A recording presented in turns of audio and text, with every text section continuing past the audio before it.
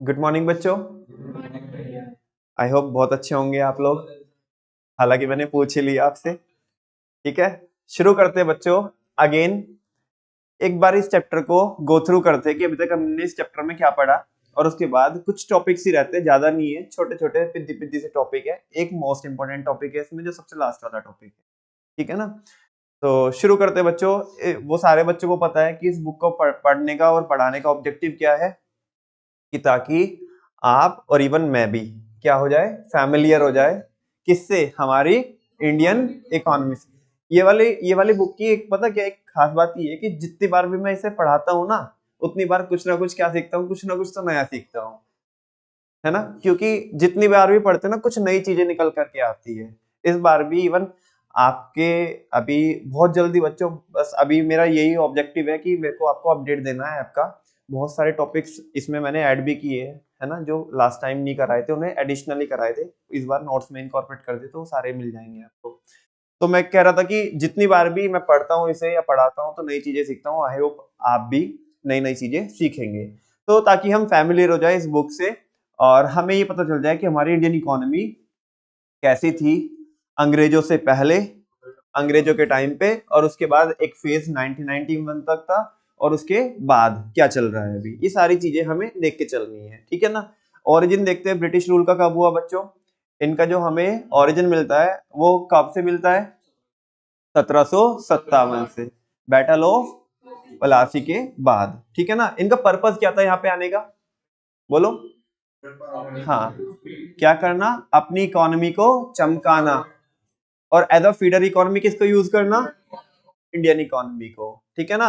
और pure pure ये क्या करते थे, इन्होंने हमारे को कन्वर्ट करके रख दिया किसमें? Supplier of raw material and consumer of finished goods, है ना। अब भर भर के इन्होंने क्या किया है, हमारी इकोनॉमी को टैम्पर किया है। क्या किया है? टैम्पर किया। जितना मतलब निचोड़ सकते थे ना ये, उतना निचोड़ा इन्होंने। आगे है बच्चों, फिर हमें ये बोल रहा है कि लगभग लगभग इनके 190 और 200 साल के बाद हमें क्या मिल गया, इनसे आजादी मिल गई, छुटकारा मिला। और वो आजादी मिली थी हमें कब? 15 अगस्त 1947 को। नेक्स्ट टॉपिक है लो level of economic development under colonial rule. इनके टाइम पे हमारे यहाँ पे इकोनॉमिक डेवलपमेंट बहुत कम था, है ना, या ये भी बोल सकते हो आप ना के बराबर था। बिकॉज इनकी जितनी भी सारी पॉलिसीज थी वो इनके ही फेवर में थी, ना कि हमारे फेवर में। लेकिन नमन भैया इसके अंदर क्या लिखा है, 3 हेडिंग्स लिखी है इसके अंदर। ये पहले बता रहा है कि इनसे पहले क्या था, फिर एक पैरा में समराइज कर देगा कि इनके टाइम पे ये, क्योंकि यहाँ पे एडवर्सिटीज थी तीनों ही हेडिंग में, तो हमारे को क्या हुआ, हमारी बर्बादी हुई, है ना। हमारा इकोनॉमिक डेवलपमेंट क्या रहा, कम रहा। पहला बोल रहे हैं प्रॉस्परस इकोनॉमी, लेकिन ये कब? ऐसे मत मानना उनके टाइम पे। यहाँ पे देखो ना क्या लिखा हुआ है, before the advent of British rule. किसकी शुरुआत से पहले हमारी इकोनॉमी प्रॉस्परस थी, है ना। हंसी खुशी से हम क्या कर रहे थे, अपनी जिंदगी अच्छा चला रहे थे, ठीक है ना। लेकिन इन्होंने आकर के, है ना, ऐसा बोलते हैं ना कि इन्होंने उस पे क्या लगाई है, नजर लगाई है। क्या लगाई है? नजर लगाई है। नजर क्या, पूरी आंख ही खोल के रख दी। आगे नेक्स्ट है एग्रेरियन इकोनॉमी। क्या है? हमारी इकोनॉमी एग्रेरियन थी। 85%, आपको याद है ना नंबर, 85% लोग किस में इन्वॉल्व थे? सेकेंडरी सेक्टर में। बोल दो। सेकेंडरी सेक्टर में इन्वॉल्व थे। वो कह रहे कि यार सेकेंडरी सेक्टर तो समझ में नहीं आ रहा, लेकिन यही बोलने में फायदा है कि एग्रीकल्चर बोलते हैं। सेकेंडरी सेक्टर होता है वो बिजनेस वाला, जहाँ पे मैन्युफैक्चरिंग वगैरह होती है, उसमें नहीं। क्योंकि एग्रेरियन इकोनॉमी है तो एग्रीकल्चर में इन्वॉल्व थे, ठीक है ना। और डायरेक्टली अपनी जिंदगी उधर से चलाते थे। नेक्स्ट है वेल नोन हैंडीक्राफ्ट इंडस्ट्रीज। सारे बच्चों को मैंने वो वीडियो भी दिखाई थी आपको, ठीक है ना। और वो कह रहे हैं कि हमारी जो हैंडीक्राफ्ट इंडस्ट्रीज है वो काफी क्या है, बहुत ज्यादा स्ट्रॉन्ग थी उसके, क्योंकि हमारे जो हैंडीक्राफ्ट प्रोडक्ट थे उनकी वर्ल्ड वाइड फेम थी उनको, ठीक है ना। इंडिया में चलते थे, इंडिया के बाहर भी चलते थे। लेकिन ब्रिटिश रूल के टाइम पे इन्होंने जो पॉलिसीज अडॉप्ट की, जो पॉलिसीज बनाई, वो इंडिया के फेवर में नहीं थी। और वो ज्यादा किसके फेवर में थी, किसको प्रोटेक्ट और किसको प्रमोट करने के लिए थी भैया? ये तो कंज्यूमर प्रोटेक्शन के वर्ड आ गए। हाँ, तो ये वही है ना, ये इनके इंटरेस्ट में था। प्रोटेक्शन एंड प्रमोशन इनकी खुद की इकोनॉमी का, है ना, ना कि हमारी इकोनॉमी के डेवलपमेंट का। और इन्होंने हमारे को ट्रांसफॉर्म कर दिया सप्लायर ऑफ रॉ मटेरियल और consumer of finish product from Britain, ठीक है ना। फिर बच्चों यहाँ पे मसलिन के बारे में हमने देखा था कि मसलिन एक टाइप का क्या होता है, कॉटन टेक्सटाइल होता है, जिसका ओरिजिन कहाँ से मिलता है, बंगाल से मिलता है, जो किसके आसपास है, ढाका के आसपास, जिसको प्री इंडिपेंडेंस पीरियड में क्या बोलते थे, ढाका, ठीक है ना। वो आज के टाइम पे किसकी कैपिटल सिटी है, बांग्लादेश की। ढाकाई मसलिन जो होता है वो उसे मतलब वो भी काफी जाना जाता था, वर्ल्ड वाइड फेम उसको अवेलेबल थी उसके लिए as an exquisite type of cotton textile, जो एक काफी अच्छी क्वालिटी का क्या होता है, कॉटन टेक्सटाइल होता है। और इसकी जो फाइनेस्ट सबसे बेहतर, जो सबसे बेहतर या सबसे अच्छी बोल सकते हो, सबसे अच्छी वैरायटी मसलिन की होती है, जिसे क्या बोलते थे, मलमल। समटाइम्स फॉरेन ट्रेवलर्स उसको कैसे भी also used to refer to it as Malmal Shahi, कई बार उसे क्या भी बोलते थे वो, मलमल शाही और मलमल खास, ठीक है ना। ये याद रखेगा, कोई भूलेगा तो नहीं आप। नेक्स्ट है बच्चों, बूस्टर पॉइंट 2 है, जो कॉलोनियल गवर्नमेंट है उसने कभी भी कोई सिंसियर अटेम्प्ट नहीं लिया, क्या एस्टिमेट करने के लिए, इंडिया की नेशनल इनकम और पर कैपिटा इनकम को एस्टिमेट करने के लिए। क्यों, क्योंकि अगर हमें पता पड़ता है ना, अच्छी तो थी नहीं हमारी वो income, up to the mark वो नंबर तो थे नहीं, हमें पता पड़ता तो हम क्या करते फिर, वो ऐसा क्वेश्चन मार्क क्या करते, रेज करते। तो इन्होंने बोला बताओ मत इनको, इनको ऐसे रहने, अंधेरे में रहने दो। किस में रहने दो, थोड़ा भी उजाला इनके सामने नहीं कीजिएगा, अंधेरे में रहेंगे तो चैन से रहेंगे, थोड़ा भी इनको रोशनी दिखाएंगे तो बल्ब भी जला देंगे हमारा, ठीक है ना। तो वो कह रहे हैं कि इन्होंने नेशनल इनकम और पर कैपिटा इनकम निकालना बताया नहीं है, सिखाया नहीं है, लेकिन हमारे लोगों ने कुछ ने क्या किया, ट्राई किया, ठीक है ना। लेकिन उसमें भी क्या था, काफी कॉन्फ्लिक्टिंग आउटकम्स थे, किसी की इनकम बहुत ज्यादा आ रही थी तो किसी के मेथड से बहुत कम आ रही थी, है ना। ऐसे उनमें से काफी सारे एस्टिमेटर थे, जैसे Dadabhai Naoroji, William Digby, Findlay Shirras, VKRV. Rao and RC. Desai. और सबसे ज्यादा सटीक जो नंबर्स थे, जो आंकड़ा था, जो एस्टिमेट था, वो किसका था, वी.के.आर.वी. राव। ये काफी इंपॉर्टेंट है, ठीक है ना। आगे बच्चों एग्रीकल्चरल सेक्टर की बात करते हैं। वो कह रहे हैं कि जो इंडियन एग्रीकल्चर थी, इवन किसके पहले, ब्रिटिशर्स के पहले भी, वो काफी बहुत बहुत अच्छी नहीं थी, बिकॉज हम टेक्नोलॉजी का तो यूज नहीं कर रहे थे, हम तो किस पे डिपेंड रहते, मॉनसून के ऊपर डिपेंड रहते थे, ठीक है ना। लेकिन चलो ठीक है, वो कहते हैं ना कि जले पे और नमक छिड़कना, उसका काम किसने किया है, अंग्रेजों ने। क्या, पहले ही हम परेशान थे, पहले ही हम कहीं ना कहीं बर्बादी को फेस कर रहे थे, इन्होंने आकर के क्या लगा दिया, लैंड सेटलमेंट सिस्टम, ठीक है ना। लैंड सेटलमेंट सिस्टम में क्या हुआ बताओ, इन्होंने हमारे लोगों को दो पार्ट में क्या किया, एक जमींदार और दूसरा टीलर्स, ठीक है ना। जमींदार कौन, जिनके पास बहुत ज्यादा जमीन थी, बहुत ज्यादा लैंड थी, ठीक है ना। और टीलर्स कौन, जिनके पास या तो बहुत कम लैंड थी या थी ही नहीं, है ना, जो लैंडलेस कल्टीवेटर्स टाइप के थे, या थी तो बहुत कम थी। अभी के लिए मान लेते हैं कि ये वो लोग थे जिनके पास बहुत कम लैंड थी। तो इन्होंने क्या किया, डेट फिक्स कर दी, अमाउंट फिक्स कर दी, और किसको बोल दिया, जमींदार को बोल दिया। किसने बोला, ब्रिटिशर्स ने, कि हमें इतना क्या चाहिए, लगान चाहिए। लगान, लगान एक टाइप का बोले तो टैक्स। और अगर तुम उस टाइम तक नहीं दे पाए तो हम आपकी, ये जो तुम चौधरी बने घूम रहे हो ना, ये जो तुम्हारी पावर्स है, ये जो तुमने हमने अलॉट की है, तुम्हें हमने अलॉट की है, तो ये हम क्या कर लेंगे, छीन करके किसी और को दे देंगे। अभी क्या करते थे, अपने लोगों के ऊपर अत्याचार करते थे पैसा निकलवाने के लिए, मारते थे उन्हें, पीटते थे, उनके साथ बदतमीजी करते थे, उनकी प्रॉपर्टी के ऊपर उनके वो करा लेते, अंगूठा लगवा लेते थे, ऐसे करके जो भी थोड़ी बहुत उनकी जमीन है सारी ऐसे इकट्ठी कर लेते थे, ठीक है ना। ऐसा बड़ा करते थे, मान लो एक जमींदार की जमीन थोड़ा उधर है और इधर है, बीच में किसी और लोगों की है, तो उनको ए चल निकल यहाँ पे, ठीक है ना, उसको इधर साइड से निकाल के चल तुझे उधर दे देंगे हम, ठीक है ना। तो ऐसे मतलब ये किया, अपनी एक साथ इकट्ठा कर ली जमीन, तो ऐसा करके तो बड़ी सारी चीजें थी ये था आपका लैंड सेटलमेंट सिस्टम। मेनली इसमें क्या था, लगान कलेक्ट किया जाता था लैंडलेस कल्टीवेटर वगैरह से, जो टीलर्स से, ठीक है ना। और इन्होंने कुछ नहीं किया बच्चों, किसने, अंग्रेजों ने, किसके लिए, एग्रीकल्चर के डेवलपमेंट के लिए। नेक्स्ट है, इन्होंने एग्रीकल्चर का क्या कराया, कमर्शियलाइजेशन कराया, है ना। हम तो क्या किस पे बिलीव करते थे, वेरी गुड, सब्सिस्टेंस फार्मिंग पे, इन्होंने क्या कराया, कमर्शियलाइजेशन। चलो ठीक है, करा रहे हो, हमारी मर्जी का तो करा दो, हमारी मर्जी रहेगी कि हम कुछ भी प्रोड्यूस करेंगे, नहीं नहीं नहीं, अपनी मर्जी का क्या कराते थे, प्रोड्यूस कराते थे। जैसे इंडिगो प्रोड्यूस कराते थे, जूट प्रोड्यूस कराते थे, क्योंकि इनके लिए रॉ मटेरियल का काम करते थे ना, इनके यहाँ पे जो इंडस्ट्रीज लगी हुई थी, जिनसे जिनसे फिनिश गुड्स बनाते थे, उनके लिए रॉ मटेरियल ही ये चाहिए था, तो हमारे से इन्होंने क्या कराया, वो प्रोड्यूस कराया। शुरुआत में, है ना, ऐसा कि ताकि सारे लोग क्या करें, प्रोड्यूस करें अच्छे दाम दिए, ताकि यही लोग दूसरों को टीज करे, देख बेटा मैं तो मैं तो इतना कमा रहा हूँ, तेरे को कुछ भी नहीं है, ये देखना मैं कितना पैसा कमा रहा हूँ। तो वो सारे लोग क्या करने लगे, जब यही प्रोड्यूस करने लगे तो इनका कोई खरीदार कोई था नहीं, वो तो कौन थे, केवल ब्रिटिशर्स।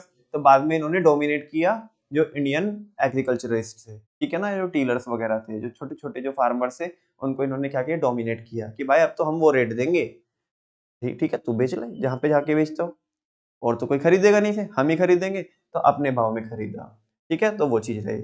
तीसरा, लो लेवल ऑफ प्रोडक्टिविटी, हमारे यहाँ पे कोई टेक्नोलॉजी नहीं थी, इरिगेशन फैसिलिटीज नहीं थी, और ना के बराबर क्या थे, फर्टिलाइजर्स का यूसेज था, जिससे क्या होती थी, प्रोडक्टिविटी बहुत कम होती थी, ठीक है ना। कल्टीवेटर के पास ना ही तो कोई क्या थे, साधन थे, ठीक है ना, ना ही कोई उसके पास कोई इंसेंटिव था कि भाई, ना कोई मोटिवेशन था कि भाई मैं एग्रीकल्चर में इन्वेस्ट करूं, ठीक है ना।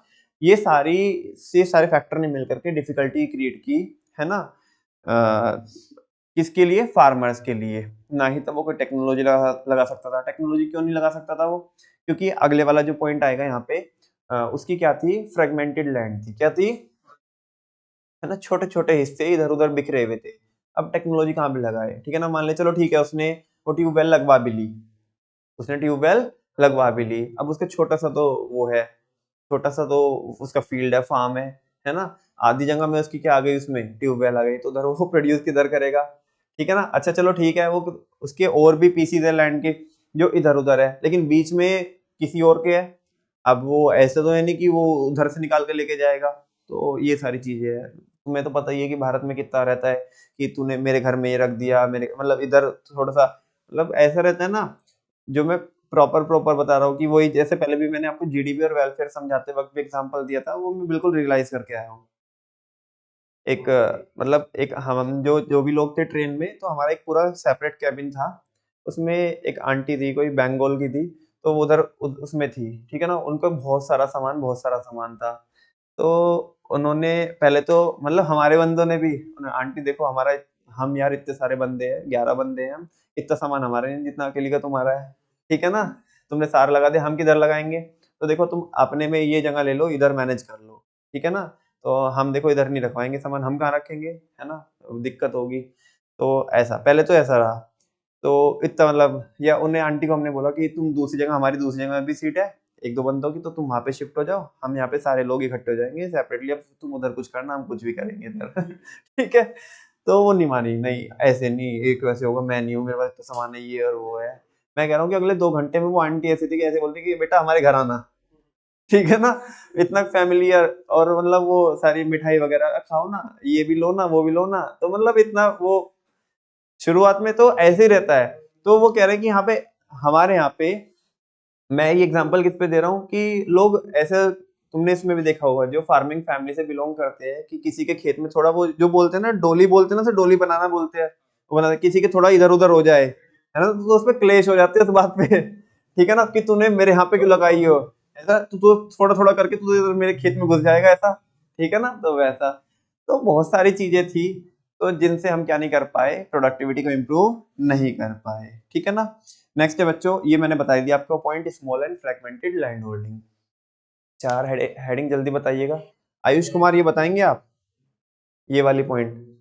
हाँ, small and fragmented land holding, एक तो जमीन, एक तो बहुत थोड़ी थी, और बहुत बहुत थोड़ी भी हिस्सों में बटी हुई थी, एक यहाँ, इस दिल के टुकड़े हजार हुए, कोई यहाँ गिरा, कोई वहां गिरा, ठीक है जी। चार हेडिंग बताइए जल्दी से। Land settlement system, commercialisation of agriculture, low level of productivity, small and fragmented land holding. बात करते हैं इंडस्ट्रियल सेक्टर की, तुम्हें क्या लगता है, बहुत अच्छा था इंडस्ट्रियल सेक्टर? बिल्कुल भी नहीं था, ठीक है ना। हाँ, हमारी हैंडीक्राफ्ट इंडस्ट्रीज काफी अच्छी थी, लेकिन इन्होंने उसी पे क्या किया है, अटैक किया है। और सबसे पहली हेडिंग बच्चों, डी इंडस्ट्रियलाइजेशन, यानी डिक्लाइन ऑफ हैंडीक्राफ्ट इंडस्ट्रीज। इन्होंने सिस्टमेटिकली क्या किया, डिस्ट्रॉय किया हमारी इंडस्ट्रीज को, और ये काफी हमारा ना बैकवर्ड होने का काफी एक मेजर रीजन था, क्योंकि इन्होंने हमारी इंडस्ट्रीज पे अटैक किया। इन्होंने टू फोल्ड पॉलिसी को क्या किया, अडॉप्ट किया, to get raw material from India at cheap rate, सस्ते रेट पे हमारे यहाँ से क्या लेते थे, to be used by upcoming modern industries in Britain, जो ब्रिटेन में इंडस्ट्रीज लगने वाली थी मॉडर्न इंडस्ट्रीज।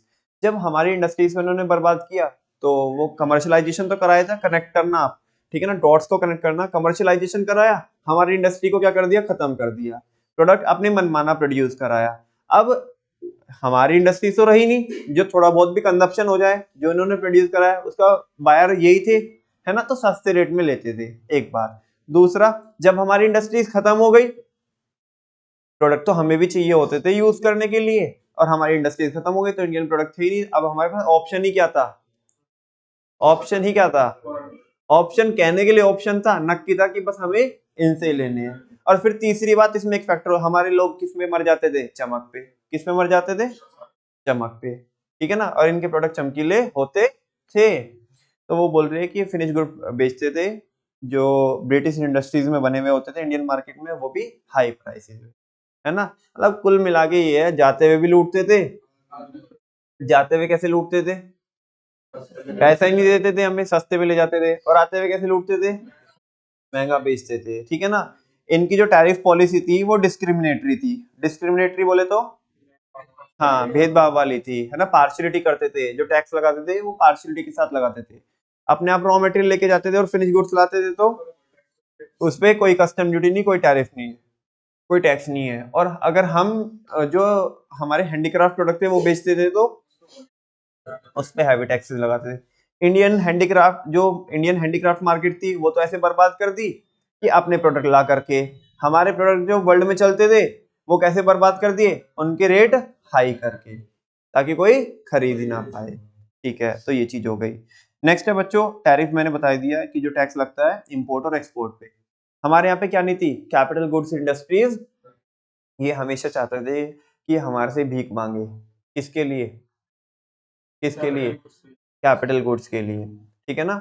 और वो देते भी नहीं थे, मशीनरीज वगैरह जो थी, इक्विपमेंट्स वगैरह, ना तो ये चाहते थे कि यहाँ पे कोई इंडस्ट्री लगे और हमारे सामने हाथ फैलाए, वो भी बड़ी मिन्नतें करने के बाद ये ऐसे एक आध कोई वो इक्विपमेंट्स वगैरह बड़ी मशीनरी इंस्टॉल करा दी, तो वैसा, ठीक है। नेक्स्ट है बच्चों, लो कंट्रीब्यूशन टू जीडीपी। जीडीपी में सेकेंडरी सेक्टर का कंट्रीब्यूशन बहुत कम था, क्यों था, क्योंकि ऑलरेडी कम लोग लगे हुए थे और ना ही हमारी इंडस्ट्रीज की हालत बहुत अच्छी थी, ये रीजन था। नेक्स्ट है न्यू पैटर्न्स ऑफ डिमांड। लोग तो पगले थे ना, लोग तो पगले थे ना, उन्हें तो क्या चाहिए थी, क्लास चाहिए थी, क्या चाहिए थी, इंपोर्टेड प्रोडक्ट है भाई, इंपोर्टेड प्रोडक्ट, ठीक है ना। भाई अंग्रेज यूज करते हैं, अंग्रेज से कम कोई ना हूं मैं भी, ठीक है ना। वैसा लोग क्लास मान, नहीं नहीं नहीं, देखो सोसाइटी में अगर थोड़ा एक अपर क्लास रहती है तो लोग बहुत ज्यादा इंटरेस्टेड रहते हैं उनसे अपना स्टैंडर्ड क्या करने के लिए, मैच करने के लिए। अरे भाई मैं अंग्रेज नहीं हूँ, ठीक है ना, एग्जाम्पल दे रहा हूँ, ठीक है। न्यू पैटर्न्स ऑफ डिमांड, तो एक हमारे सोसाइटी के अंदर ही एक क्लास इमर्ज हुई जो वेस्टर्न लाइफ स्टाइल को, उनके कल्चर को अडॉप्ट करने के लिए बहुत ज्यादा इंटरेस्टेड थी, है ना, जो बहुत ज्यादा कूल डूड बनना चाहते थे वैसा, ठीक है ना। जो आजकल तुम्हें दिख रहा था उन्हीं की औलाद है, जो आजकल तुम्हें ऐसे दिखता है ना, बहुत सारे कूल डूड दिखते हैं, तो ये उन्हीं की औलाद है जो उस टाइम पे बहुत ज्यादा कीन इंटरेस्टेड थे। हाँ जी, introduction of railways in India, क्या लेकर के आए, हाँ हाँ, भारत में रेलवे लेकर के आए, क्यों लेके आए, पोर्ट तक तो लाते थे, उसमें भी नहीं प्रॉब्लम थी, घूम के आना पड़ता था, उसके लिए तो क्या किया इन्होंने, स्वेज कैनाल लेके आए, ठीक है ना, वो उन्होंने बनाए, भाई इतने लोग लगा दिए, मतलब जिद्दी तो थे खैर, ठीक है ना। इन लगा कि चलो पोर्ट तक तो ले आए, उधर भी मसला हल हो गया वो, लेकिन अंदर अब क्या करना है, डिस्ट्रीब्यूशन करना है, सप्लाई चेन को क्या करना है, दुरुस्त करना है, यस और नो। वो कैसे हो, तो रेलवे का ट्रैक बिछाया, ठीक है ना, हमारे लिए नहीं, अपने लिए, ठीक है ना, हमारे लिए तो बस इतना ही है कि ट्रेन लेट ही होती है, आगे तो, हाँ जी, क्या, और नहीं लिख के देते हैं, टिकट पे लिख के देते हैं कि हम तो केवल कितना ही कवर करते हैं, 67% ही कवर करते हैं आपसे, मतलब जो जितनी हमारी कॉस्ट आती है ना, कॉस्ट का 67% हम क्या करते हैं, बस आपसे चार्ज करते हैं। मैंने वो तो ध्यान से देखा, टिकट पे लिखा था कि हम आपसे चार्ज ही 67%, मतलब अगर हमारे 100 रुपए लगे हैं तो हम आपसे 67 लेते हैं, बाकी 37 सोशल वेलफेयर में चल रहे हैं। वाह मोदी जी वाह, अच्छा है ना। वो उधर कहाँ से कनेक्ट कर सकते हो कि सरकार बहुत सारी वेलफेयर एक्टिविटी भी करती है, और रेलवे, रेलवे को जो भी आता है ना प्रॉफिट आता है वो उधर से आता है, बताया था ना मैंने आपको, किधर से आता है, जो गुड्स का कैरेज होता है, जो मालगाड़ी होती है ना, उससे होता है प्रॉफिट। इधर वो किस में चलाते हैं? नहीं, ऐसी बात नहीं है। इंडियन रेलवे की फैसिलिटीज आजकल तो सही हो गई है, ठीक है ना, बहुत बहुत सही हो गई है। इनफैक्ट ट्रैक भी अब तो अलग बना दिए। बस यार एक प्रॉब्लम है कि वो डिले वाला जो चक्कर है ना, बहुत बहुत बहुत बहुत चक्कर है वो, ठीक है ना। अदरवाइज तो जो मालगाड़ी के ट्रैक है उनके भी अलग बना दिए बिल्कुल, ताकि वो ना हो। बाकी जो, हाँ कैसे, हाँ हाँ, आगे सुनो बच्चों, बूस्टर पॉइंट सुनो ना। ये वाला आपको एक बार पढ़ लीजिए सारे बच्चे, मुझे लगता है कि यहाँ पे ये निकल गया होगा आपके माइंड से। आपको याद है कि पहले कौन कौन सी इंडस्ट्रीज लगी, उसके बाद कौन सी लगी, फिर उसके बाद हैवी इंडस्ट्रीज लगी या कौन सी लगी? समझा क्या आपको? चलो सबसे पहले वो लिखा है ना उधर, हाँ जी, कौन कौन सी? कॉटन, और उसके बाद, उसके बाद स्टील, स्टील, वो तो हो गया, वो तो बोल दिया उन्होंने, यहाँ पे बोल दिया ना इधर। ये वाला देखो यहाँ पे, कॉटन, और वो तो साथ में था ना यार, ठीक है। और उसके बाद आयरन एंड स्टील इंडस्ट्रीज, ठीक है ना। इसके पहले भी तो था वो पेपर वगैरह वाला, कहाँ पे था? पेपर वाला नीचे है। अच्छा अच्छा, नीचे तो देखो। अच्छा ये टिस्को बताओ, टिस्को कब स्टैब्लिश हुई? 1907 में। इसकी long form Tata iron and steel, हाँ जी। और उसके बाद फिर इनके जो हैवी इंडस्ट्रीज है, इनके बाद शुगर और सीमेंट और पेपर मिल्स क्या हुए? स्टैब्लिश हुए, वो है, ठीक है ना। अच्छा मुझे बताओ, जो कॉटन, कॉटन वाले जो वो थे, जो मिल्स थे, वो कहाँ पे थे स्टैब्लिश? बोलो ना कहाँ पे? गुजरात में। कहाँ पे? गुजरात में और महाराष्ट्र में। उधर ही क्यों? एनवायरमेंट वाला पॉइंट था, याद आ रहा है आपको? मौसम में क्या चाहिए? मॉइस्चर चाहिए हमें, ठीक है ना, नमी चाहिए उसके कॉटन के धागे के लिए। बाकी जो जूट के थे वो कहाँ पे थे? हाँ बंगाल में थे वो, ठीक है ना। अच्छा, और जो ये आपका जो पेपर मिल्स वगैरह के लिए मैंने बताया था, हाँ अपना ही जिला फेमस है, यस और नो? इधर इधर वाले एरिया में शुगर केन के लिए इधर पश्चिमी उत्तर प्रदेश सबसे ज्यादा, ठीक है। और बाकी क्या रह गया? बाकी सब ये है ना, जो टिस्को है, इनका जो मतलब जो टाटा के जितने भी है वो किधर पाया जाता है? उधर ही झारखंड में, झारखंड से आई थिंक, हाँ जमशेदपुर में, झारखंड में ही पड़ता है, ठीक है ना, झारखंड में और आई थिंक वेस्ट बंगाल के बीच में, ठीक है ना, जमशेदपुर। तो उधर, समझ में आ रही है ना बात? वो उन्हीं के जो फोर फादर्स है, उन्हीं के नाम पे उस शहर का नाम है ना, जमशेदजी टाटा के नाम पे। बात समझ में आ रही है बच्चों आपको? हाँ बोलो ना, जल्दी से एक बार, जल्दी से, बहुत तेजी स्पीड के साथ पूरा ये पढ़ो।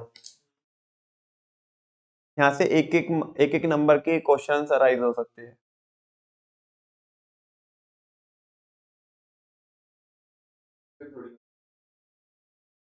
रिवीजन ही तो चल रहा है। कौन से वाले? तो रिवीजन के बाद तो होंगे वो, पहले एक बार फ्लो में तो ले आओ तुम, जो ट्रैक पे से उतरी हुई तुम्हारी गाड़ी।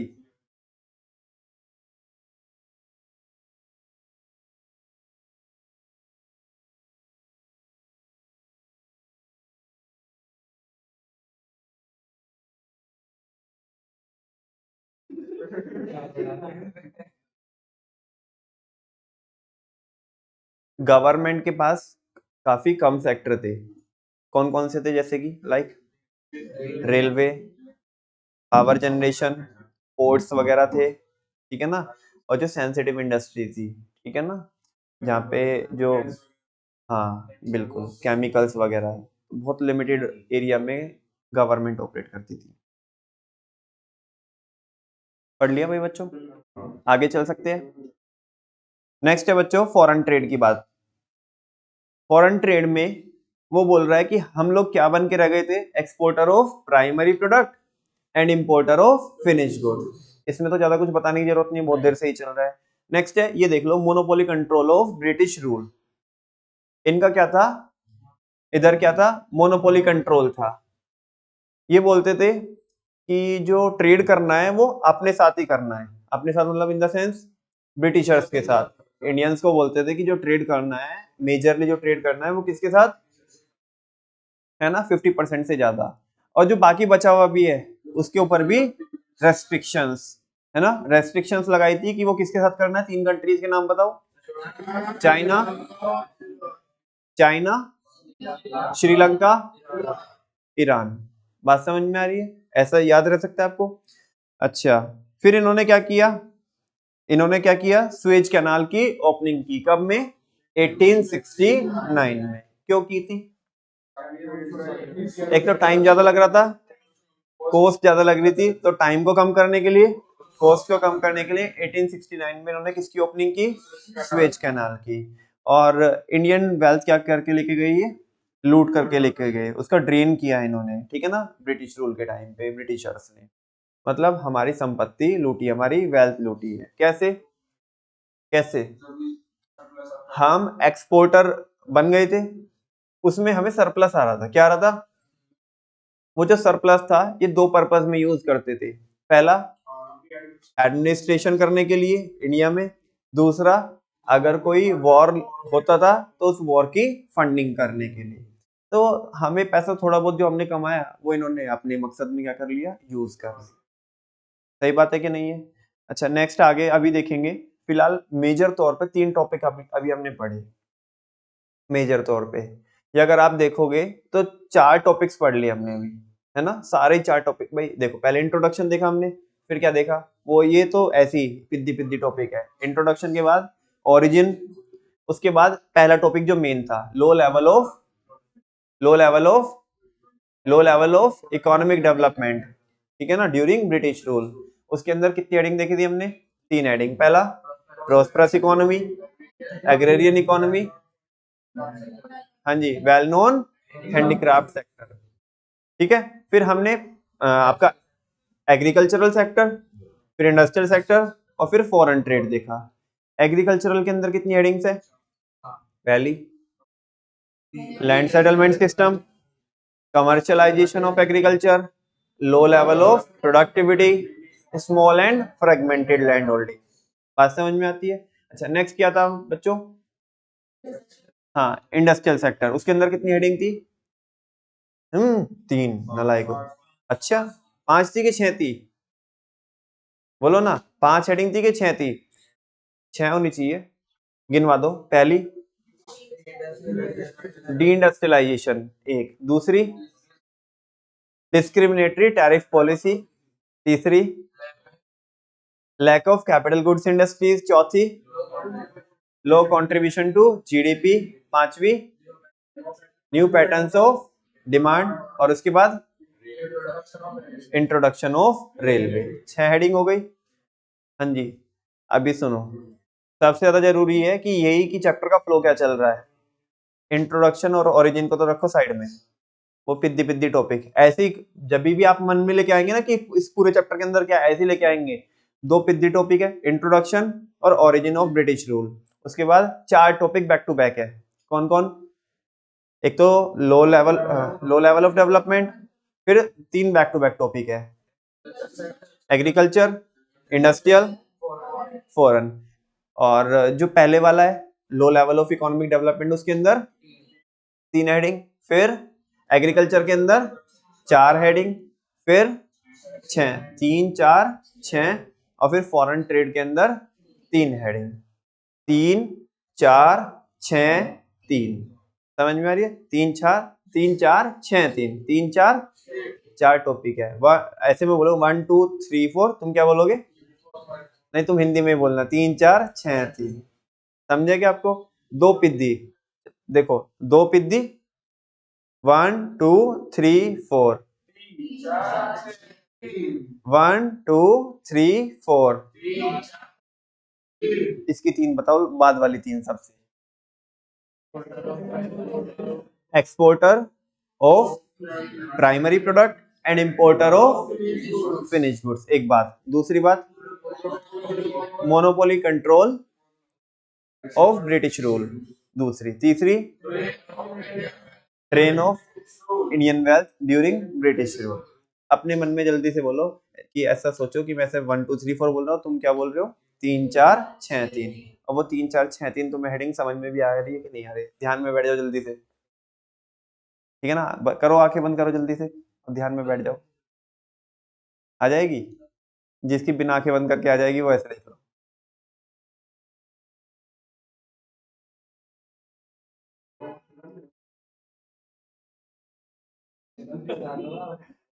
यार इतनी ठंड में भी कोई कैसे सो सकता है?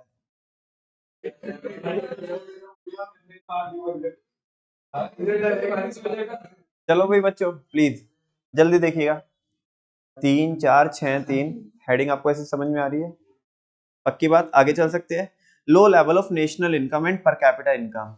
ब्रिटिशर्स के टाइम पे नेशनल इनकम का लेवल भी लो था और पर कैपिटा इनकम का भी लेवल। अभी तो कह रहे थे कि वो उन्होंने निकालना सिखाया नहीं है। अबे सिखाया बाद में, कोशिश तो की थी ना हमने। जिसमें सबसे ज्यादा जो नोटेबल जो एस्टिमेटर था वो कौन था? VKRB राव। समझ में आ रही है आपको बात? अच्छा चलो आंकड़े बताओ, नंबर बताओ जल्दी से कि उस टाइम पे कि जो GDP की जो ग्रोथ रेट थी वो कितने % से कम थी, और जो पर कैपिटा ग्रोथ थी वो, तो बाकी का जो वो गैप क्यों आ रहा है? वो भी तो 2% होना चाहिए। एक तो इन्फ्लेशन की वजह से और दूसरा क्योंकि सारे बच्चों को पता है 1921 को ईयर ऑफ ग्रेट डिवाइड बोला गया है। क्या बोला गया है? जिसके बाद हमने कभी पीछे मुड़ के, फर्स्ट सेंसस कब हुई थी? अगला टॉपिक चालू हो गया 1881 में। और 4 सेंसस जब हुई उनमें जो पॉपुलेशन फ्लक्चुएटिंग थी, कभी ज्यादा तो कभी कम, कभी ज्यादा तो कभी कम। 1921 के बाद कोई मतलब ही नहीं है, ठीक है ना? एक ही तो काम किया मन लगा के, ठीक है ना? नेक्स्ट है डेमोग्राफिक ट्रांजिशन। आई थिंक ये मैंने बता दिया आपको, पढ़ लो, ये पढ़ लो फिर भी आगे की हेडिंग देखेंगे।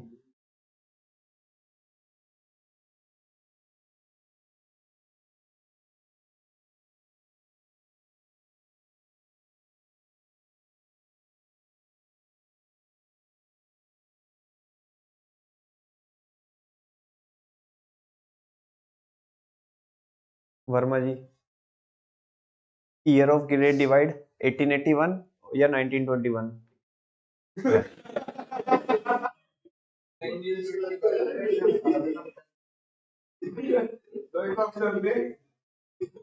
हमें लगा था मैं इसलिए कि चेहरा देख के कि कुछ पूछ लेना चाहिए।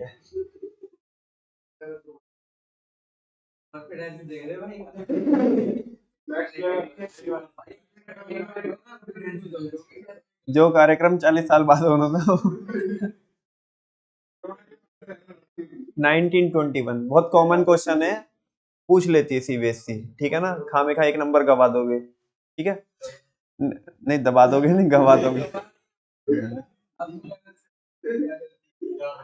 अरे भैया क्या कर सकते? Demographic condition, demographic condition. अच्छा डेमोग्राफी में क्या क्या आता है? पॉपुलेशन, पॉपुलेशन की कंपोजिशन, है ना? उसमें लिटरेसी कितनी है ना? बर्थ रेट क्या है, डेथ रेट क्या है, और वो जो लाइफ स्पैन है वो कितना है, हेल्थ फैसिलिटीज है, ये सबसे मिलकर के क्या बनती है? डेमोग्राफी बनती है, ठीक है ना? तो आई थिंक मैंने इधर समरी बनाई हुई है कहीं पे, ये देखो डेमोग्राफिक कंडीशन। ब्रिटिशर्स के टाइम पे जो बर्थ रेट था और जो डेथ रेट था वो काफी हाई था। कितना कितना था? 48 तो क्या था? Birth rate. और डेथ रेट कितना? अच्छा ये जो बर्थ रेट और डेथ रेट होता है कितने लोगों पे निकलता है? वेरी गुड, 1000 पे 48 लोग तो, हाँ। और तो जो गैप चल रहा है मतलब लीड में कौन है? बर्थ रेट 8 से, ठीक है ना? हाँ जी। तो वो ईयर ऑफ ग्रेट डिवाइड ऐसे कोई ना बोला 1921 को, ठीक है? नेक्स्ट है एक्सट्रीमली लो लिटरेसी। लिटरेसी मतलब लोग कितने, बात समझ में आ रही है? अच्छा वो कितना था ओवरऑल नंबर? ओवरऑल नंबर कितना था? 16%। कितना परसेंट? और जिसमें से भी फीमेल के लिए तो बहुत कम था, कितना? अराउंड 7%, ठीक है ना? हेल्थ फैसिलिटीज क्या थी? इसमें कोई नंबर नहीं थे। नेक्स्ट है हाई इन्फेंट मोर्टेलिटी रेट, है ना, इन्फेंट मोर्टेलिटी रेट IMR, ये क्या क्या था, काफी हाई था। कितना था बच्चों उस टाइम पे, 218, कितने पे, 1000 पे। होता क्या है IMR, हाँ, कि जो बच्चे 1 साल तक भी जी नहीं पाते हैं, 1 साल से पहले ही क्या हो जाते हैं, उनकी डेथ हो जाती है, ठीक है ना। तो उस टाइम पे नंबर बहुत ज्यादा हाई था। 2016 में नंबर काफी कम हो गया और कितना रह गया, 33। लो लाइफ एक्सपेक्टेंसी, उस टाइम पे ऑन एन एवरेज एक इंसान 44 ईयर्स जीता था, जबकि आज अगर देखे तो वो नंबर कितना है, 69.4 है ना, 70 मत लिखना, 69.4 ही लिखना।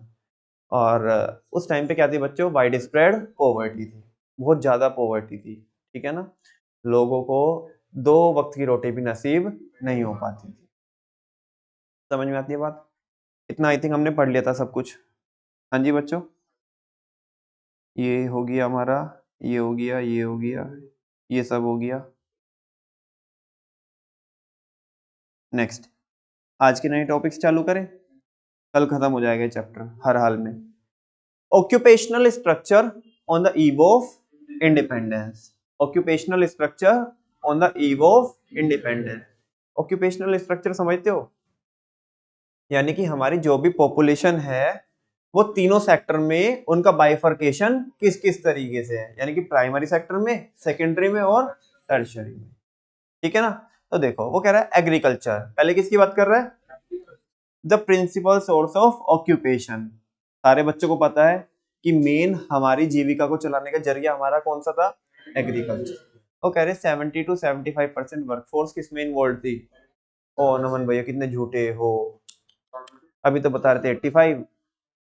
हाँ, ये टॉपिक तो देखो रे, on the eve of independence, वो 85% कब था, इसका मतलब कुछ लोगों ने एग्रीकल्चर छोड़ी होगी, है ना, धीरे धीरे छोड़ते जा रहे हैं। हाँ बोलो ना, आज के टाइम पे भी तुम देखोगे बच्चों, जो गांव के लोग हैं, अब जब उनके बच्चे पढ़ रहे हैं, है तो पढ़ लिख के जॉब कर रहे हैं, बिजनेस कर रहे हैं, तो कहीं ना कहीं लोग किस में से बाहर निकल के आ रहे हैं, एग्रीकल्चर से बाहर निकल के आ रहे हैं। तो ये उस टाइम से जब 85% से हमेशा एग्रीकल्चर के लिए नंबर कम होता, क्योंकि पहले ही बहुत नंबर हाई था, है ना, और जैसे जैसे फैसिलिटीज बढ़ती गई, एजुकेशन का स्तर बढ़ता गया, तो लोग प्राइमरी सेक्टर से निकल करके सेकेंडरी और टर्शरी सेक्टर में आने लगे। तो 70 से 75% वर्कफोर्स इंडिपेंडेंस के टाइम पे किसमें इन्वॉल्व थी, एग्रीकल्चर में। इंडस्ट्री, वो बोल रहा है N insignificant source of occupation, मतलब एक सिग्निफिकेंट नहीं था, बहुत बड़ा सोर्स नहीं था किसका, ऑक्यूपेशन का, इंडस्ट्री मतलब सेकेंडरी सेक्टर में एक इनसिग्निफिकेंट, क्योंकि इंडस्ट्रीज की हालत अच्छी नहीं थी एक बात तो, और दूसरा लोग भी कम लगे हुए थे, पुराने वाला रीजन है। कितने परसेंट लोग लगे हुए थे, ये तुम ये मान लो कि कुल मिला के वो जो एग्रीकल्चर से निकल करके आए ना, उन्होंने ही वो इधर शिफ्ट हो गए, ऐसा सोच के चल सकते हो, ठीक है ना। और अनबैलेंस्ड ग्रोथ हुई, क्या हुई, अनबैलेंस्ड ग्रोथ, 15 to 20% वर्कफोर्स। मतलब ऐसा नहीं है कि तीनों सेक्टर बराबर से ग्रो किए, तुम बोलोगे नमन भैया वो तो है ही नहीं है, टर्शरी सेक्टर तो है नहीं है, अरे बैलेंसिंग फिगर में निकाल लो ना, तुम तो अकाउंट्स के बच्चे हो। 70 से 75% जनता उधर लगी हुई थी, 10% इधर हो गई, तो कितने हो गई, 80 से 85 टोटल यहाँ पे लग गए, बाकी के सब किस में लगे हुए थे। हाँ, और ये बोल रहा है कि जो ग्रोथ हुई है ना over the period of time independence के बाद, वो तीनों सेक्टर में बराबर ग्रोथ नहीं हुई है, सबसे ज्यादा ग्रोथ आई है टर्शरी सेक्टर में। आज के टाइम पे सबसे कम लोग लगे हुए हैं टर्शरी सेक्टर में, लेकिन जीडीपी में सबसे ज्यादा कंट्रीब्यूशन है टर्शरी सेक्टर का, है ना। ये किसका खेल है, ये छोटी सी जो मशीन है ना जो इधर इंस्टॉल्ड है, ये इसका खेल है सर, समझ में आ रही है ना। इससे एक मतलब अंदाजा तो लगा सकते हो आप कि बहुत ज्यादा मेहनत करने से नहीं होगा, बराबर से इसका भी यूज करना पड़ेगा, ठीक है ना। तो अनबैलेंस्ड ग्रोथ के लिए बोल रहे हैं कि ऐसे नहीं कि सब में बैलेंस ग्रोथ हुई है, कि एग्रीकल्चर में बराबर से ग्रोथ हुई है, इंडस्ट्रियल में भी और टर्शरी सेक्टर में भी अनबैलेंस्ड ग्रोथ हुई है, ठीक है ना। और ज्यादा ग्रोथ कहाँ पे देखने मिली है, वो टर्शरी, ठीक है ना। छोटे छोटे पॉइंटर्स और देखिए उस टाइम पे क्या थे, infra on the eve of independence, independence के टाइम पे इंफ्रा कैसा था, तुम्हें क्या लगता है, अच्छा था इंफ्रा, तुम्हें क्या लगता है उधर रिलायंस ने जब टावर लगाए होंगे, हाँ जी, उधर फ्लाइट्स वगैरह चलती होगी तब, रेलवे भी लगा दी थी, वो भी अपने लिए। The state of infra on the eve of independence is not satisfactory, वो बहुत ज्यादा सेटिस्फैक्टरी नहीं था, है ना। उसमें किसकी बात करनी है, देखो मैंने केवल पॉइंटर्स लिखे यहाँ पे, है ना। रोड्स बहुत खराब थी। दूसरा रेलवे, ये लिखोगे आप, रेलवे चलाई इन्होंने, लेकिन इसमें लिखोगे कि अपने मकसद के लिए चलाए, अपने ऑब्जेक्टिव के लिए चलाए, क्योंकि इन्होंने क्या करना था, सप्लाई चेन को स्ट्रॉन्ग करना था विद इन इंडिया, ठीक है ना। आगे नेक्स्ट है air and water transport sufficient नहीं थे, वर्ड चेंज चेंज करके लिखना है, सफिशिएंट नहीं थे, सेटिस्फैक्टरी नहीं थे, ठीक है ना। बहुत हालत क्या थी, खराब थी, रेलवे में बता ही दिया। कम्युनिकेशन भी बहुत अच्छा नहीं था, ठीक है ना। तो ये सारी चीजें है। अब कह रहे चलो ठीक है यार, इतनी गाली तुम दे ही रहे हो सुबह सुबह अंग्रेजों को, कुछ तो क्या रहा होगा, कुछ तो पॉजिटिव रहा होगा, कुछ तो पॉजिटिव इम्पैक्ट क्रिएट किया ही होगा। चलो ठीक है यार, इतना गाली मत मारो सुबह सुबह। Positive contributions of British rule. पहला, अरे दूसरों के सामने हाथ फैलाते थे, कम से कम, है ना, आत्मनिर्भर तो बना ही दिया इन्होंने। सेल्फ सफिशिएंसी इन फूड ग्रेन प्रोडक्शन, कैसे भी करके हमने पहले ना, तुमने देखा होगा कि हम किसकी मर्जी पे जीते थे, अमेरिका की। अमेरिका को क्या बोला जाता था, अनाज का कटोरा, ऐसा तुमने 10th क्लास में पढ़ा होगा। दरअसल क्या है कि हमने हिंदी में पढ़ा था ना, वो हमारे सारे क्लास वाले बच्चों ने बोला नहीं हम नहीं पढ़ेंगे इंग्लिश में, तो हिंदी में लगाओ, ठीक है ना। तो ऐसा वो हमारे, मेरे को वो लाइन याद रह जाती है। तो अमेरिका को बोला बोला जाता था अनाज का कटोरा, क्यों बोला जाता था उसको ऐसा, बिकॉज उधर वीट की प्रोडक्शन बहुत ज्यादा थी, और हम उनसे ही लेते थे, इंपोर्ट जो करते थे उनसे ही, है ना। अंग्रेजों ने खैर हमें सेल्फ सफिशिएंसी सिखा दी, और आज के टाइम पे हमारी मतलब ये पोजीशन है कि हम, पॉपुलेशन देखो कितनी ज्यादा है ना। उनका तो पेट भरते ही है, उनका तो पेट भरते ही है। आज अमेरिका ही हमारी मर्जी पे जीता है, ठीक है ना। उधर उधर के लोगों को ही, है ना, चावल की कमी हो जाती है, ठीक है ना, तो हमें याद करते हैं, ठीक है ना। या हम सप्लाई बंद कर दे, अभी पीछे से करी थी हमने सप्लाई बंद चावल की, उधर के लोग पागल हो गए थे, ऐसा है ना, स्टॉक लगाने लग गए थे। तो सेल्फ सफिशिएंसी इन फूड ग्रेन प्रोडक्शन, जो इन्होंने सब्सिस्टेंस से हमें किस पे शिफ्ट कराया, कमर्शियलाइजेशन पे, तो धीरे धीरे हमें भी तो कल आई। जब तक ये थे, इंडिगो और जूट प्रोड्यूस करा हमने इनके लिए, लेकिन जब हमें अकल आई, तो हमने जो हमारी सब्सिस्टेंस फार्मिंग थी, हमारी चीजों में हमने से किस में कन्वर्ट कर दिया, कमर्शियलाइज। मतलब कर तो इन्होंने ही दिया था, लेकिन हमने वो क्रॉप्स चेंज कर दी, ठीक है ना। एक बात, दूसरा, better means of transport like railway, बस रेलवे तक ही सीमित है, कभी तुम सोचो ऊपर वाला भी वो बाकी, ठीक है ना। चलो ठीक है यार, गाली मारोगे कुछ भी कि अपने लिए क्या, दे तो दी ना ट्रेन, दे तो दी ना। आज के टाइम पे भी हम सस्ते में चले जाते हैं इधर से उधर, से यस और नो। नेक्स्ट, नेक्स्ट है बच्चों,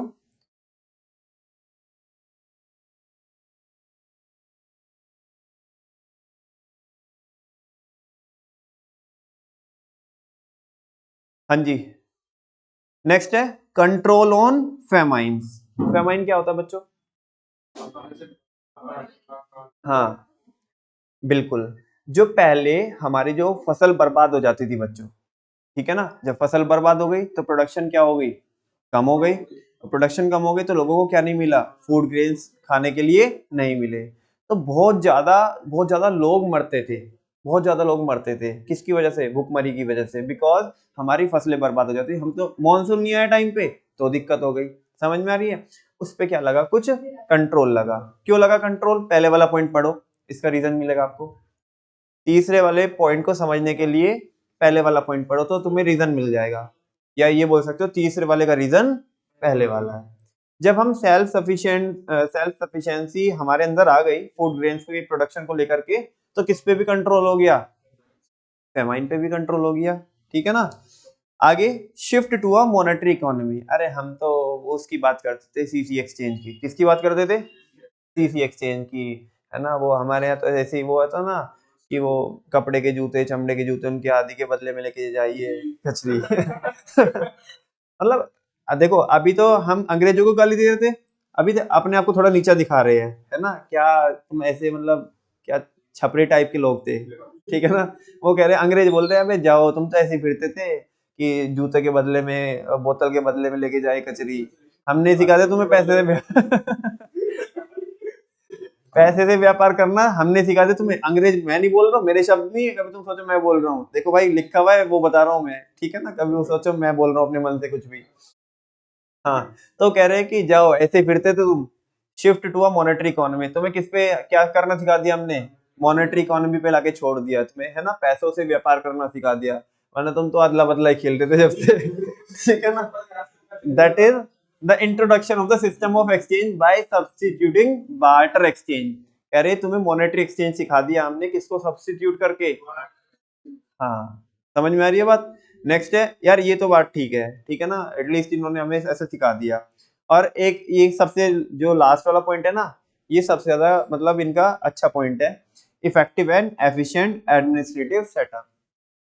आज भी जो हमारे यहाँ पे जो ब्यूरोक्रेसी चलती है, वो इन्हीं के सिस्टम से तो चलती है, जैसे इनका सिस्टम था।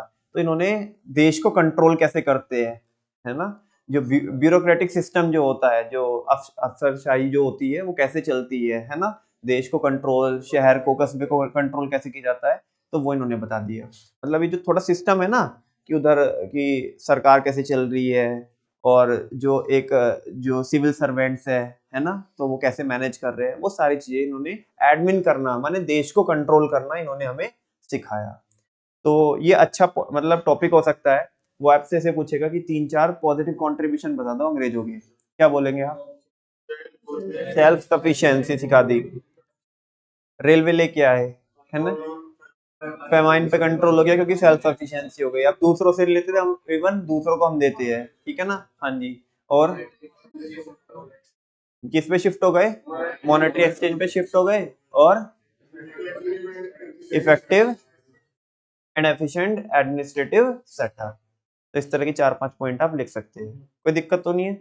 नोट, यहाँ देखो, some modest infra changes in the economy during the British Raj are not denied. कह रहे हैं कि कुछ इन्होंने काफी अच्छे चेंजेस किए इकोनॉमी के अंदर, जिनको आप मना नहीं कर सकते, गाली कितनी भी दो इन्हें, लेकिन कुछ तो इन्होंने पॉजिटिव चेंजेस किए हैं, जिनके लिए हम नकार नहीं सकते, जिनको जिनको मना नहीं कर सकते, ठीक है ना। बट इंटेंशन अच्छी नहीं थी। But the motive behind these changes, इनके पीछे जो इनका मोटिव था, was not the growth and development of the Indian economy. वो इंडियन इकोनॉमी का डेवलपमेंट नहीं था, rather it was the growth and development of the British economy. वो किसका क्या मकसद क्या था इनका? अपनी इकोनॉमी को चमकाना था through colonial exploitation of the Indian economy. किसको लूट करके?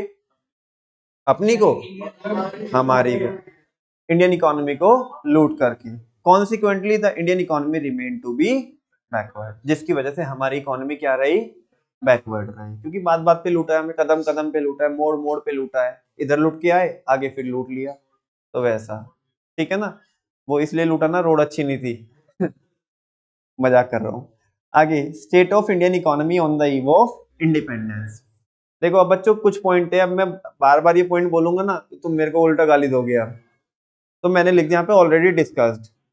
वो पहले देखो, ये टॉपिक बहुत ज्यादा इंपॉर्टेंट है। वो ऐसे बोलेगा आपको कि ब्रिटिशर्स के टाइम पे या इंडिपेंडेंस के टाइम पे इंडियन इकोनॉमी की स्टेट बताओ। स्टेट मतलब कौन सी वाली स्टेट? कंडीशन वाली, कि हमारी स्थिति क्या थी, है ना। तुम्हें क्या लगता है हम बहुत अमीर थे, रईस की औलाद थे हम क्या थे, अंबानी की ऐसा औलाद लगते थे हम? अरे भैया, बस पूछो ना कहाँ कहाँ से निकल के आए, कैसे कैसे तो फेस करके यहाँ। अरे मतलब वह छपरी चल, नालायक को, इधर देखो, तुम तो बदतमीज हो सुबह सुबह। नहीं नहीं, अरे अच्छा कुछ बोला, इधर से भाई सब दिखता है, सबके चेहरे पता पड़ते हैं कौन किस सेंस में क्या बोल रहा है। इधर देख लो प्लीज, स्टैग्नेंट इकोनॉमी, एक तो होती है रुकी हुई, एक होती है जिसमें हैंड ब्रेक लगा दिया हो, ठीक है ना। तो ये वो बिल्कुल स्टैग्नेंट, जिसमें थोड़ी भी मूवमेंट ना हो, जिसमें नहीं, होमवर्क भी मिलेगा आज, पहले सुन लो, ठीक है ना। वो जंग लग गया ना तुम्हारा, भी उतरेगा वो। स्टैग्नेंट इकोनॉमी, स्टैग्नेंट इकोनॉमी वो होती है जिसमें हल्का भी मूवमेंट ना हो इकोनॉमिक एक्टिविटीज का, वो होती है स्टैग्नेंट, जो बिल्कुल रुकी हुई, बिल्कुल थमी, बिल्कुल जाम जिसे बोलते हैं स्टैग्नेंट इकोनॉमी। तो वो कंडीशन थी हमारी। दूसरा, एग्रीकल्चरल बैकवर्डनेस। तुम्हें क्या बताऊं, वो सारा कंटेंट उठा के वापस से कॉपी पेस्ट करो उधर, तुम्हें सारी पता है यार। वो एग्रीकल्चरल बैकवर्डनेस में एक बात सुनो, 4 हेडिंग पढ़ के आए ना आप, कौन कौन सी? Land settlement system, commercialisation, low level of productivity. उनमें से एक एक लाइन उठानी है, इधर चिपकानी है, 2-3 बुलेट बनाने हैं। हाँ, नहीं रजी, यहाँ तो इधर रहने, एग्जाम की बात कर रहा हूँ, यहाँ पे लिखवा के दिखाऊंगा मैं। इवन आप घर से लिख के लेके आओगे, घर से नहीं, एक काम करना कल यहीं पे लिखवाऊंगा, घर से तो तुम इधर उधर से छाप के लेके आओगे, इधर ही अपने सामने बैठ के लिखवाऊंगा, ठीक है ना। अच्छा ये देखना ना, अरे देखो ना, इंडस्ट्रियल बैकवर्डनेस, तुम्हें क्या लगता है दोबारा बताऊं, अब मजदूरी करूं फिर, यार पूरा तो पढ़ के आया यार, 6 हेडिंग पढ़ी है, उनकी छोटे छोटे पॉइंटर्स निकाल करके, है ना, क्या करनी है, इंडियन इकोनॉमी की उस टाइम पे बेइज्जती करनी है, मतलब जैसे रोस्टिंग करनी है, ऐसा तुम समझो सारे पॉइंट में। नेक्स्ट है रैम्पेंट पॉवर्टी, भाई कौन सी पॉवर्टी होती है रैम्पेंट होती है, बिल्कुल सही बोले आप, जो पीक लेवल पे होती है। अरे उधर भी तो पढ़ी है यार वो हेडिंग, वाइड स्प्रेड पॉवर्टी नहीं पढ़ गया यार, पता ना कौन से टॉपिक में पढ़ा था, वाइड स्प्रेड पॉवर्टी, बोलो ना, वाइड स्प्रेड पॉवर्टी कहाँ पे पढ़ के आए हम, अरे इसमें जहाँ पे हमने डेमोग्राफिक प्रोफाइल पढ़ी है, क्या पढ़ी है, हाँ डेमोग्राफिक कंडीशंस है, उनमें पढ़ा नहीं हमने, रैम मतलब सबसे लास्ट वाला पॉइंट, वाइड स्प्रेड पॉवर्टी, तो ये वही तो है रैम्प एंड पॉवर्टी, वो हेडिंग एज इट इज इधर छपने की है, ठीक है ना। नेक्स्ट है पुअर इंफ्रास्ट्रक्चर, बताऊं फिर बताऊं दोबारा, रोड बेकार थी, है ना, कम्युनिकेशन बेकार था, यार क्या बताऊं दोबारा दोबारा, ये सब क्या है, रिपीटेड पॉइंट है। जो अलग है पॉइंट, यहाँ पे एक बार ये और देख लो, बस 6 और देख लो, heavy dependence on imports, imports पे मतलब हमारी, मतलब इम्पोर्ट्स के लिए हमारी क्या थी, काफी ज्यादा, क्योंकि हम मंगाते कहाँ से थे, क्यों क्यों क्यों, हमारी इंडस्ट्रीज तो क्या की थी उन्होंने, और हमें तो प्रोडक्ट तो चाहिए ही थे, और फिर उन्होंने क्या किया, मोनोपोली लगाई, कि हमारे साथ ही क्या करना पड़ेगा, ट्रेड करना पड़ेगा, बेचोगे भी हमें, खरीदोगे भी हमारे से, वो चीज लिखनी है इसमें, कि हमारी डिपेंडेंसी हो गई थी किसके ऊपर, किसके ऊपर, इंपोर्ट्स के ऊपर। अब बच्चों ये रह गए, एक तो डिप्लीटेड इकोनॉमी, सारे बच्चों को पता है डिप्लीटेड क्या होती है, क्या होती है वैसे, हाँ, घिसी हुई, है ना, डिप्लीट, ऐसे बोलते हैं ये मशीनरी क्या हो गई, डिप्लीट हो गई, ऑब्सोलीट, जैसे ऑब्सोलीट यूज करते हैं टेक्नोलॉजी आउटडेशन के लिए, है ना, इधर बोलते डिप्लीट जो घिस गई, तो वैसी इकोनॉमी थी, वो बताऊंगा मैं कल, 3 पॉइंट पढ़ाने हैं मेरे को, उसके बाद रिवीजन वगैरह देखते हैं, प्लान करते हैं क्या हो रहता है। नेक्स्ट है सेमी फ्यूडल इकोनॉमी, ये भी बताऊंगा, ये अलग पॉइंट्स है, और एक है बच्चों एम्प्यूटेटेड इकोनॉमी, है ना, 9 पॉइंट्स है। अगर आपको on the eve of independence Indian economy की क्या बतानी है, स्टेट बतानी है, कंडीशन बतानी है, तो उसके लिए कितने पॉइंट्स है, और सारे सारे टॉपिक्स कितने हो गए, जो इसमें मेजर टॉपिक्स है वो 6 टॉपिक्स है मेजर, 4 तो मैंने बताया ना आपको, 1 2 3 4, बोलो ना आप, अरे हिंदी में बोलो ना, 3 4, इसके बाद एक डेमोग्राफिक प्रोफाइल वाला, वो कल आपके माइंड में सेट कर दूंगा मैं, और 9 पॉइंट इसमें है, ठीक है ना।